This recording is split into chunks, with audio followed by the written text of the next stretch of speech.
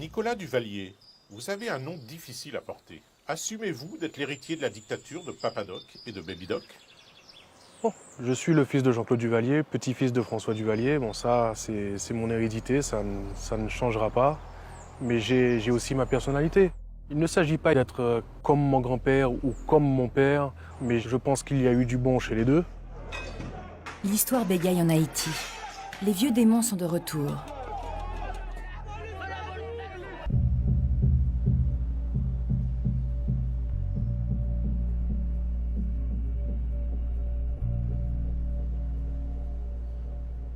Il y en a 2 ou 3 qui ont été décapités et leur tête apportée au Palais national. Duvalier voulait leur tête pour s'assurer que c'était bien vrai. Donc j'ai cette image d'un journal. Je reviens de l'école et je vois le journal sur la table. Ma mère avait oublié de le déplacer et puis je vois une main qui tient les cheveux et puis je vois que c'est une tête qu'on venait d'enlever. Numa et Douin qui ont été capturés. Duvalier a dit qu'il les voulait vivants. Bon, finalement, on les a exécutés devant le cimetière en présence des écoliers de la République. On a exigé que toutes les écoles, de la première année jusqu'au plus grand, a assisté à cette exécution. Et ce film de l'exécution, on l'a passé à la télévision tous les jours, tous les jours, tous les jours. Une manière de terroriser la population. Et c'était de jeunes, dans le début de la vingtaine.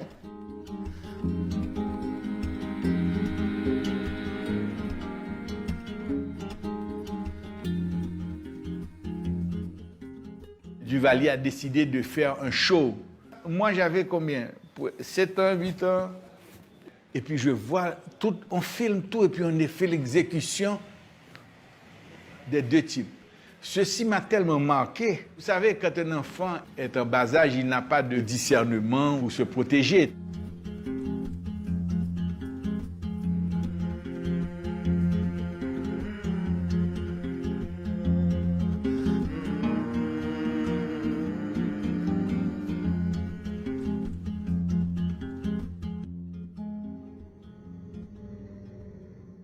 J'ai gardé au fond de moi, toute ma jeunesse, la peur de la parole, la peur de parler de cette histoire que j'avais vécue, parce que tout autour de moi, c'était silence. On était enfermés, on ne pouvait pas sortir, on ne pouvait pas raconter ce qui se passait, donc on pouvait continuer à vivre, mais on devait faire vraiment très attention, surveiller ce qu'on disait.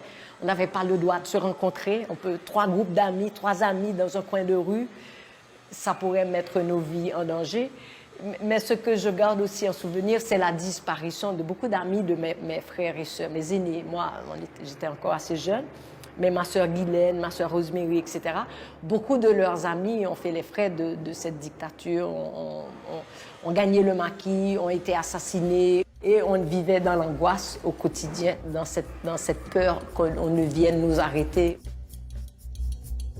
Jean-Claude Duvalier m'a dit un jour « C'est tellement mieux avec les Républicains, je m'entends toujours mieux avec eux ». Et c'était vrai.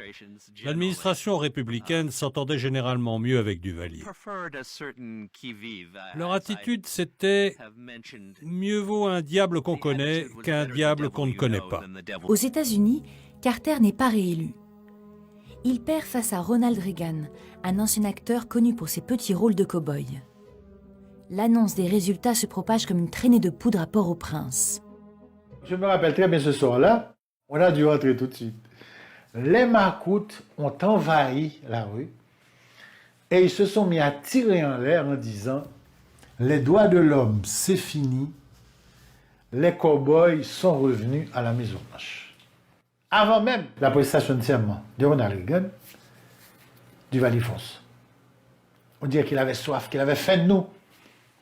Il détruit du Haïti, il détruit la presse libre, il ferme les partis politiques, il arrête, il exile, il emprisonne. Catastrophe. 1963 est la date officielle de la fin du mandat de Duvalier. Donc, en avril 1963, les États-Unis commencent à lui mettre la pression. Et je lui dis, votre mandat va bientôt finir. Vous ne serez bientôt plus président d'Haïti. Vous devez partir. Duvalier ne bouge pas. Il ne bouge pas. Il reste là. Duvalier fait la sourde oreille. Il s'accroche au pouvoir. Et le hasard de l'histoire lui sourit encore.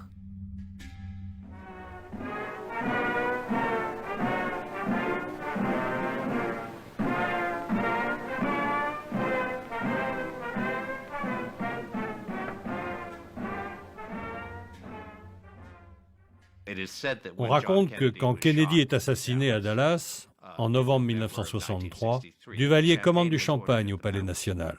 Duvalier ne buvait pas d'alcool, mais on m'a raconté qu'il avait bu ce soir-là, car c'était sans aucun doute une occasion pour lui de boire du champagne. À partir de 1963, il opère son virage totalement fasciste.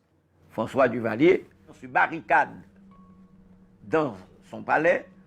Il mène une politique répressive et brutale pour accéder à la présidence à vie en 1964. Son palais de Port-au-Prince est une véritable forteresse. Toutes les armes et toutes les munitions du pays s'y trouvent concentrées sur son ordre. Les voici, les fameux tontons macoutes de Duvalier. Il s'agit d'une milice populaire qu'il a créée le lendemain de son accession au pouvoir. Elle se substitue à l'armée, à la police. Ma conception idéale de l'État, c'est de réaliser le plus grand bien au plus grand nombre. Et pour réaliser le plus grand bien au plus grand nombre, il faut chercher parmi ce plus grand nombre les plus capables. I, Lyndon Baines Johnson, do solemnly swear that you will faithfully execute the office of the Presidency of the United States. The office of the Presidency of the United States. Lyndon Johnson arrive comme président. Duvalier, il va respirer parce que pour Johnson, que nous importe, il ne faut pas secouer le bateau parce qu'il va dans le bon sens pour nous. À partir du moment où il est anticommuniste, qu'il défend nos intérêts, il ne nous emmerde pas, qu'il dévore les Haïtiens, on s'en fiche. On a vraiment d'autres problèmes plus importants à gérer. Avec cette nouvelle administration, la décision est claire. On va vivre avec le régime de Duvalier. Ne nous causez pas d'ennuis. Et vous n'en aurez pas en retour.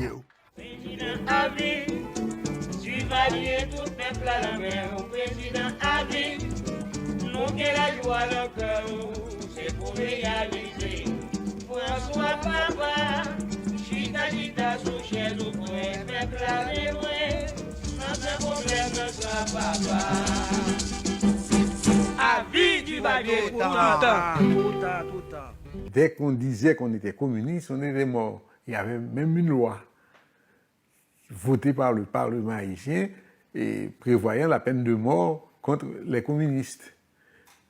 Pas seulement les communistes, les libraires et ceux qui se disaient communistes par bavardage. C'est une loi absurde dans son contenu et dans un anticommunisme qui est vraiment primaire, pas seulement primaire, mais bête, je dirais. Les macoutes et les militaires passaient de maison en maison, dépouillaient les bibliothèques. Dès qu'on trouvait un livre, que ce soit Le Rouge et le Noir, ou bien le développement communautaire, tu avais des problèmes. Dès que tu aimais les livres, tu étais suspect. Tu es jeune, tu aimes les livres. Ah non. Il te disait, tu aimes lire. Aïe, aïe, aïe. Si tu aimes lire, c'est parce que tu as des tendances communistes. Ce sont les communistes qui aiment lire comme ça. Ce régime a fait fuir les cerveaux. On ne peut pas faire du développement économique sans cerveau. Hein. Aujourd'hui, 84% des Haïtiens qui ont au moins une licence vivent à l'étranger, qui ont une licence universitaire. Et ça a surtout pris une ampleur particulière sur Duvalier, où il fallait chasser les gens qui peuvent réfléchir. Donc il fallait chasser la science. Il y avait une guerre contre l'intelligence, il y avait une guerre contre la pensée. On garde les gens qui ne comprennent rien, on garde les gens qui sont aveugles, parce que c'est mieux, c'est plus facile pour nous de les manipuler, de les contrôler. Si vous avez les yeux ouverts, si vous comprenez, si vous êtes avisé, vous devez mourir, être emprisonné ou partir.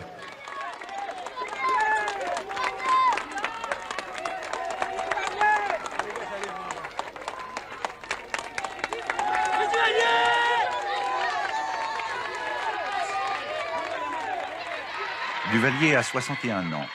Si ça dépend de lui, il régnera jusqu'à sa mort. C'est ce qu'on appelle un président à vie. Le paradoxe chez cet homme, vient du déphasage entre les vues qu'il exprime et la réalité telle qu'elle est.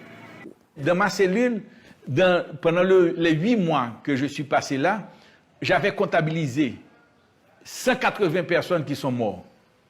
2 par jour, 3 par jour.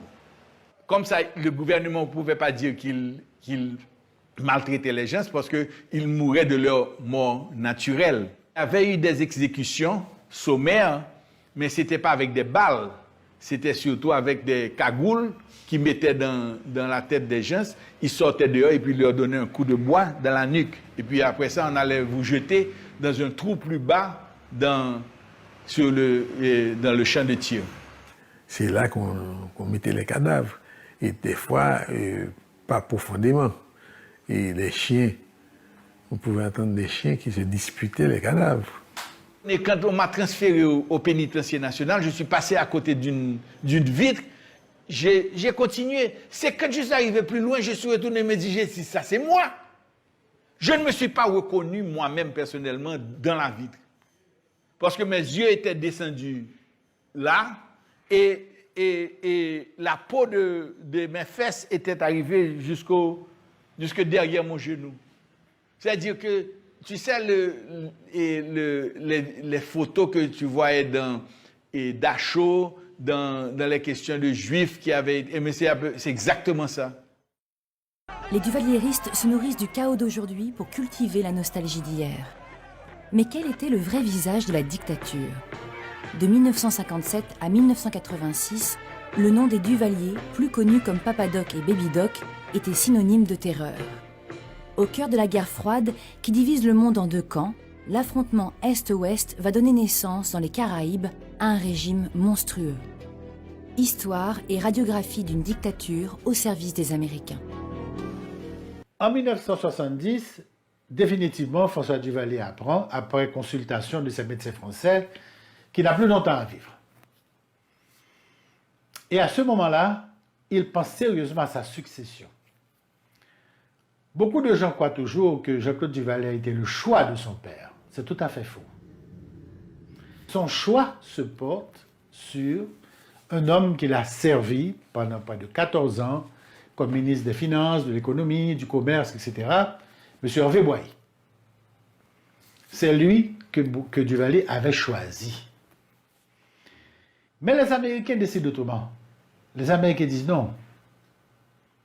C'est votre fils qui doit vous succéder. Parce qu'il faut assurer la pérennité du nom Duvalier qui terrorise et qui est un ciment à l'intérieur de tout le système du gouvernement. Jean-Claude a été le bébé des Américains.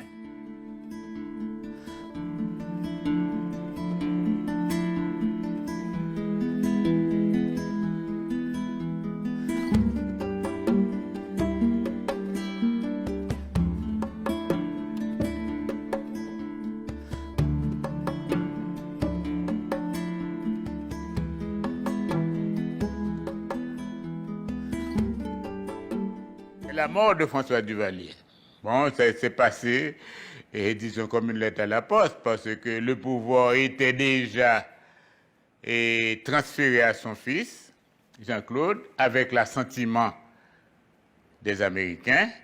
Donc, François Duvalier est mort, c'est comme en Angleterre, le roi est mort, vive le roi. À 19 ans, Jean-Claude devient donc le plus jeune chef d'État du monde.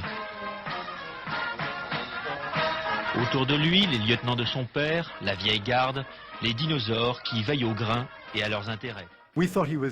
Baby Doc était un incapable. Son père était un dictateur brutal, féroce. Mais à sa manière, il était très compétent. Bien sûr que Baby Doc n'avait pas la même étoffe.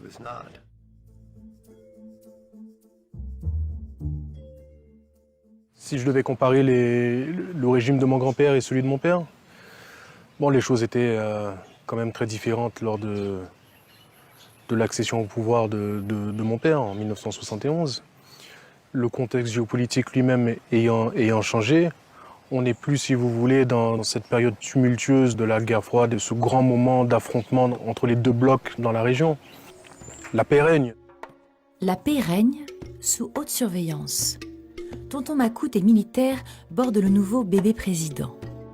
L'ombre de Washington aussi plane sur le jeune dictateur. Lors d'une conversation avec l'un de ses conseillers, le président Nixon se lâche au téléphone de la Maison-Blanche. Did you realize there is not, of the 40 or 45, you're at the United Nations, black countries that are represented there, not one has a president or a prime minister who is there as a result of a contested elections. My God. There aren't any. Right, yeah. There aren't any. Yeah. Let's take Haiti. Haiti's right our neighbor here. I'm not saying that blacks cannot govern. I am saying they have a hell of a time running the place, but the Africans just can't run things. They're so kind and so nice, and they're children. Yeah. Children. Yeah. Huh? You know? And they always want something like children. Oh, God, yes, they want. Well, what can you do? I know, but what I meant is it's so childlike, the childlike faith. And, of course, a lot of them are crooks, but we have crooks, too. Les Américains, dès le début, avaient posé une condition. On peut garder la dictature, mais en faisant les choses autrement. Mais vous devez aussi présenter un nouveau visage. À cette condition-là, nous vous trouverons de l'argent, la coopération, et puis on va refaire les choses. Aidé par les Américains qui relaient la propagande du régime, Haïti rouvre ses portes aux étrangers. Quelques touristes font leur apparition, et surtout les industriels américains, qui ouvrent des ateliers de confection dans un pays où la main-d'œuvre est très bon marché. Le capitalisme s'accommode facilement de la dictature. C'est bon pour les affaires. Nous étions parmi les grands producteurs pour le rassemblage des maillots, des chemisettes, des sous-vêtements pour hommes et femmes. Nous étions le premier producteur de balles de baseball. Toute la production était une production pour l'exportation. U.S. Ambassador Clinton Knox tells about the change. You believe that Haiti is no longer a country of terror? I would say that very emphatically. It is no longer a country of terror. Because? Because they realize that the need, if there ever were a great need for the Tonton Macoute, had disappeared, and they no longer had any interest in them, and they also felt that it was necessary to begin to turn the country around in terms of its image. D'aucuns l'accusent de tout faire pour freiner le développement de ce pays qu'il connaît pourtant si bien. Son premier souci, disent-ils, c'est de garder le pouvoir, et c'est à quoi il travaille. Le reste n'est que verbalisme. Voici maintenant une nouvelle facette du personnage. Nous sommes sur un chantier qu'il est venu visiter. Aurait-il fait ce geste si notre caméra n'avait pas été là?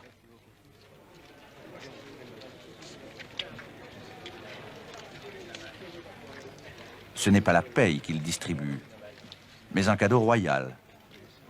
Un seul de ces billets représente le quart du revenu annuel moyen d'un Haïtien.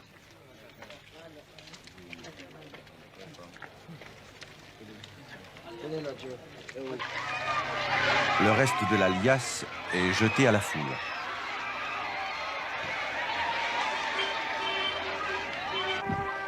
François Duvalier va utiliser le conflit Est-Ouest en sa faveur. Papadoc était un joueur d'échecs. Il avait toujours plusieurs coups d'avance. Il y avait un seul focus, une seule motivation, qu'on garde le pouvoir. Nous pensions que c'était un dictateur cruel et brutal, mais compétent.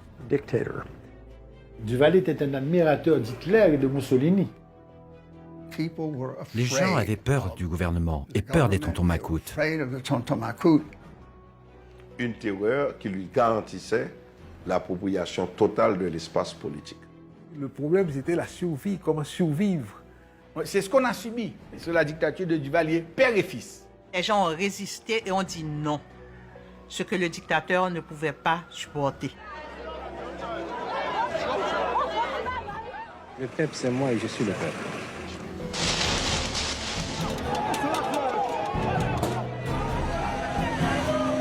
J'étais un de ses lieutenants. Je travaillais avec lui et nous combattions ensemble.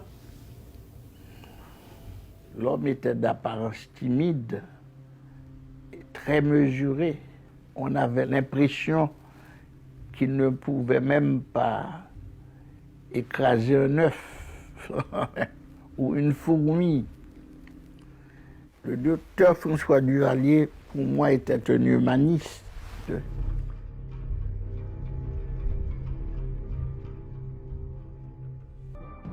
Les Américains, par l'armée, vont patronner, parrainer la présidence de François Duvalier. Ça a été un choix des Américains appliqué par les militaires. C'est l'armée qui a joué pour amener François Duvalier au pouvoir. Et c'est l'armée qui a truqué les élections pour que François Duvalier devienne président. Le petit médecin de campagne met la main sur le pouvoir. Mais va-t-il réussir à le garder? Des militaires qui lui sont hostiles tentent bientôt de le renverser par les armes. Henri Robert Sterlin, un des barons du duvalierisme, raconte cette nuit où tout a basculé. Le 29 juillet 1958, à 2h du matin, s'opère un coup de force aux casernes des Salines, qui est une garnison et un baraquement militaire qui est situé dans le dos du Palais national. Par conséquent, François Duvalier est à deux doigts de perdre le pouvoir et pour se tirer de cette souricière, il appuie ce qui a un caractère quasi légendaire à l'époque sur le bouton de la sirène d'alarme et des foules de partisans sortent des banlieues de Port-au-Prince, ceinturent le Palais national et les militaires fidèles à François Duvalier distribuent les armes à la population. Quand Duvalier est monté au pouvoir, il avait toujours une peur bleue de l'armée, de la structure de l'armée d'Haïti. Parce que l'armée d'Haïti a toujours été traditionnellement ce qui donnait et reprenait le pouvoir politique. Il devait mettre en face une autre force politique, une autre force militaire. Il a créé ce qu'on appelle les volontaires de la sécurité nationale, qui était le corps des Totomacoutes.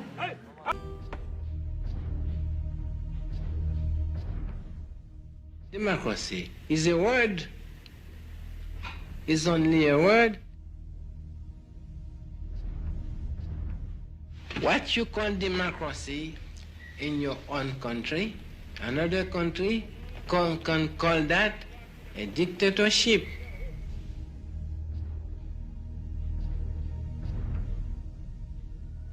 Il faut souligner qu'il y a eu une résistance à Duvalier, parce que les gens ont résisté et ont dit non, ce que le dictateur ne pouvait pas supporter. Dans ces grands hôtels, la République dominicaine accueille volontiers les exilés haïtiens, par exemple le père Gérard Bicinte, chef du mouvement Jeune Haïti. Et nous espérons, avec le mouvement que nous avons commencé, nous espérons entamer une action contre Duvalier. Quelle sorte d'action? Une action armée. Parce que c'est la seule action qui puisse arriver à renverser Duvalier. Une action pour un prêtre catholique, envisager l'emploi de la force, une action armée, c'est un peu étonnant, non? Oui, le problème, évidemment, c'est un peu étonnant et je dois vous avouer que j'ai mis beaucoup de temps à me résoudre, à prendre la responsabilité, ou plutôt la tête de cette affaire-là. Mais je crois que la situation est tellement grave actuellement et la situation est tellement exceptionnelle que je me suis dit qu'à situation exceptionnelle, il faut des solutions exceptionnelles. Le 5 août 1964, des opposants armés débarquent près de Jérémie, dans le département de la Grande-Anse, au sud d'Haïti. Les 13 de Jeunes Haïti, après leur débarquement en Haïti, opération qui a échoué, il y en avait qui étaient morts sur le champ de bataille et il y en avait qui avaient été faits prisonniers. Ceux-là qui avaient été faits prisonniers ont été ramenés à Port-au-Prince et ont été reçus au Palais national et ont été questionnés. Et après, on a décidé qu'ils seraient fusillés.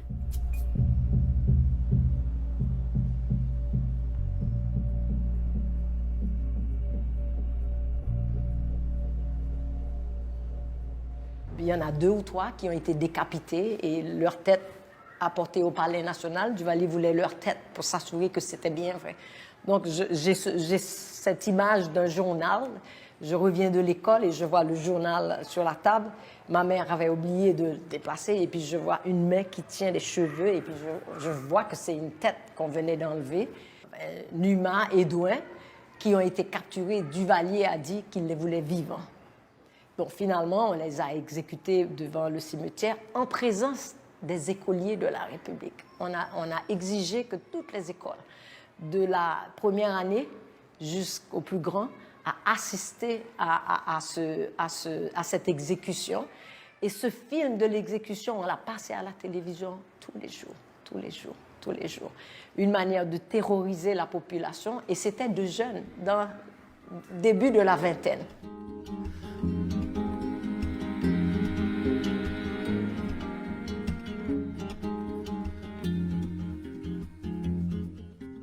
Duvalier a décidé de faire un show. Moi, j'avais combien? 7 ans, 8 ans. Et puis je vois, tout, on filme tout et puis on fait l'exécution des deux types. Ceci m'a tellement marqué. Vous savez, quand un enfant est en bas âge, il n'a pas de discernement pour se protéger.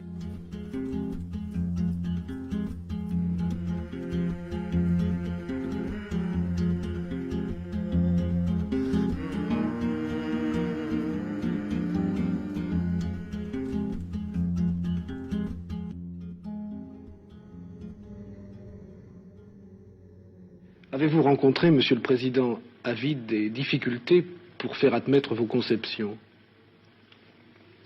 Il n'en a pas manqué.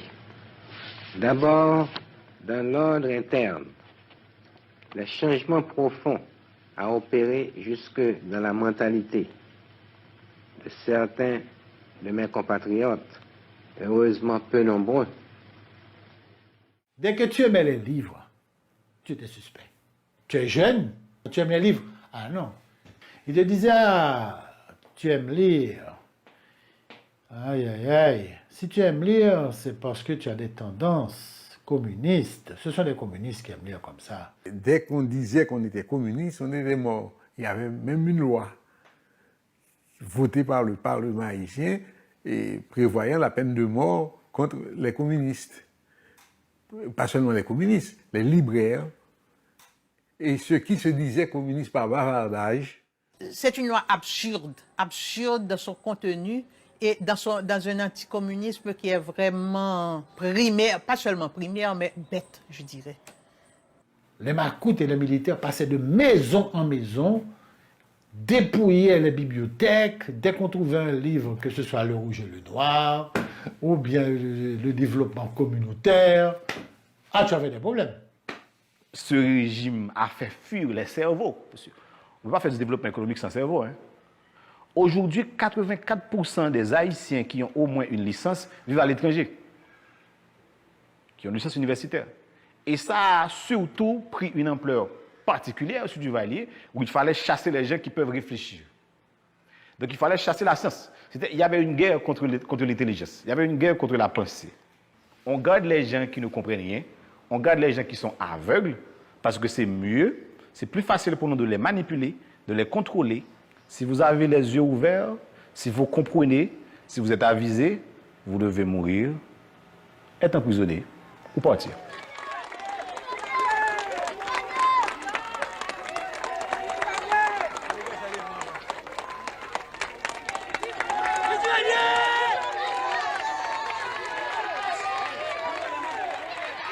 Duvalier a 61 ans. Si ça dépend de lui, il régnera jusqu'à sa mort. C'est ce qu'on appelle un président à vie. Le paradoxe chez cet homme vient du déphasage entre les vues qu'il exprime et la réalité telle qu'elle est.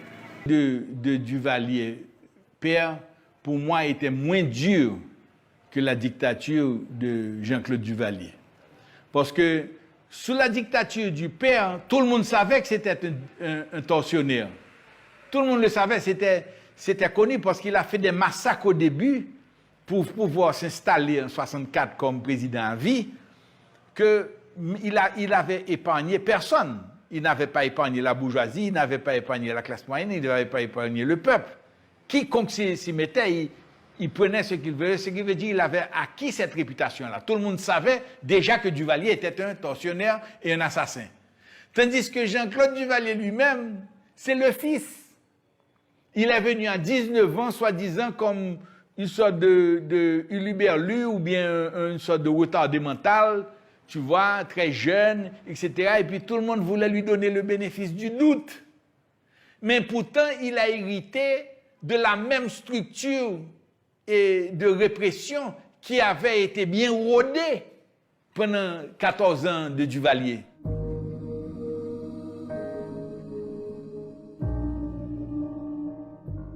Les Américains vont prendre en main maintenant directement l'armée.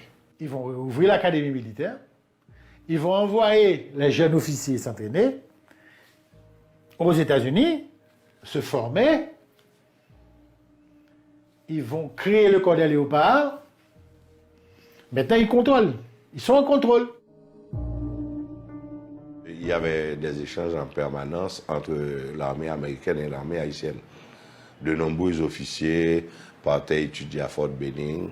On nous envoyait des instructeurs également. Donc, il y avait une coopération multidimensionnelle, à la fois sur le plan strictement militaire et sur le plan logistique également. Il a modernisé les forces armées. Moi-même, j'ai participé aussi à l'acquisition de certains matériels. Et je voyageais pour aller à Phoenix, Arizona, pour choisir les hélicoptères américains qu'ils voulaient bien nous passer. Tout était réellement comme du papier à musique, ça fonctionnait. Grâce à la générosité de l'aide militaire américaine, Jean-Claude Duvalier crée dès 1971 une nouvelle unité de choc lourdement armée, les Léopards. Baby Doc se déguise, s'amuse avec ses nouveaux jouets, et il signe avec ce nouveau bataillon le retour de l'armée aux affaires. Fort-la-Mort. J'ai fait près de mois aux casernes des Salines, parce que c'est le premier endroit quand vous êtes arrêté et vous êtes sous suspicion. Et puis finalement, il me dit, où est-ce que vous avez étudié? J'ai dit, j'ai étudié au Canada. Et puis lui de me dire, ok, d'accord, fermez-le. Parce que j'avais étudié au Canada, mais sans aucune preuve, sans rien du tout, simplement pour fermer ma gueule, tu comprends? J'ai été dans les cellules des casernes, au bas des casernes, et après un mois, on m'a transféré un soir pour m'amener au Fort Dimanche. Vous avez dit que vous êtes communiste, et dit oui, mais vous savez que ça, nous, c'est la peine de mort. Le 3 janvier, la cellule s'est ouverte, on nous a embarqués Fort Dimanche. C'est là où on envoie les gens pour qu'ils pourrissent avant de mourir. Fort Dimanche, c'est une prison qui pourrait tenir entre 300 et 400 personnes. C'était 10 cellules, qui étaient à l'intérieur d'un complexe militaro-macoute. Fort Dimanche est devenu vraiment le point central de sa répression. Si tu atterrissais là, c'est le verdict objectif pour vous, comme opposant à Duvalier, c'était la mort. Quand je suis arrivé à Fort Dimanche, dans ma tête, tout était foutu. C'était terminé. Et mon aventure sur Terre était finie, parce qu'on ne sort pas de Fort Dimanche. Imagine-toi une cellule de 3 mètres par 4 mètres. Tu as peut-être 40 personnes à l'intérieur. Et on était tout nus. On vous donne l'équivalent de 300 calories par jour. Je voyais des prisonniers qui, à la fin de leur vie, avaient perdu toute lucidité, avaient perdu leur esprit.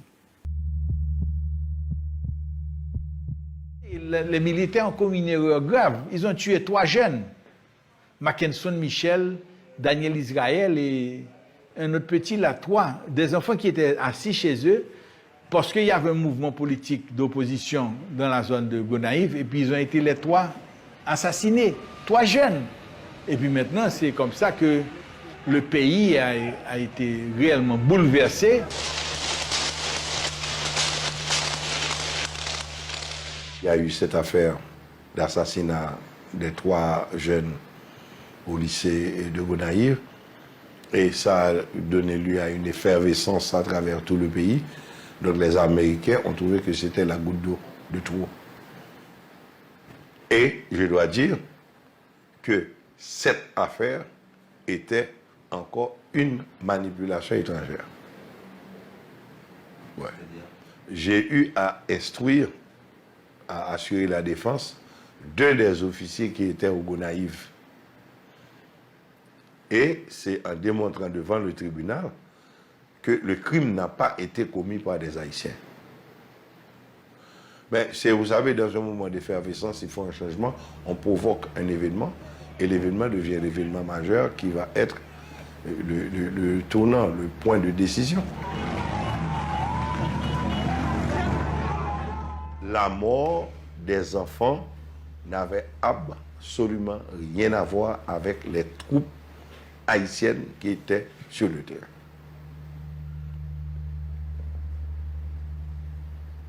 Et là, je suis clair et formel là-dessus. Ouais. Mais vous ne démentez pas que ça puisse être la CIA. Ah voilà, vous voulez me faire dire vraiment ce que je vous ai dit que je ne vous dirai pas. Mais il y avait des étrangers. C'était une manipulation. C'était une opération pour amener à la décision finale, la justification. La situation en Haïti devenait de plus en plus chaude, de plus en plus inquiétante. Il y avait des démonstrations, des manifestations contre Baby Doc, ce qu'on n'avait jamais vu sous son père.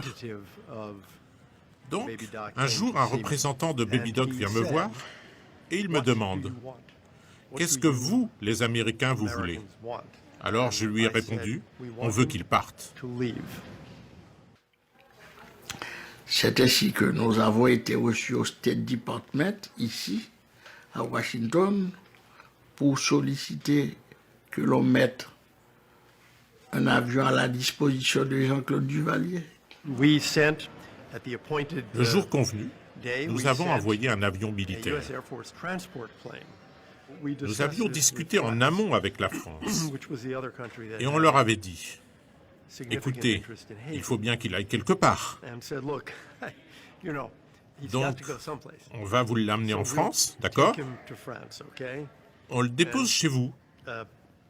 On lui trouve un endroit où rester quelque temps. Et après, on travaillera tous ensemble pour lui trouver une destination définitive. OK?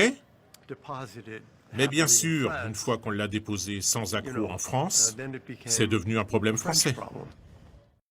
La difficulté majeure, c'est que c'était un gouvernement socialiste qui était au pouvoir en France. C'est pas une mince affaire que de négocier avec François Mitterrand. Il est parti calmement, hein. Il est descendu. Tout d'abord, il a fallu établir un stratagème pour qu'il puisse laisser le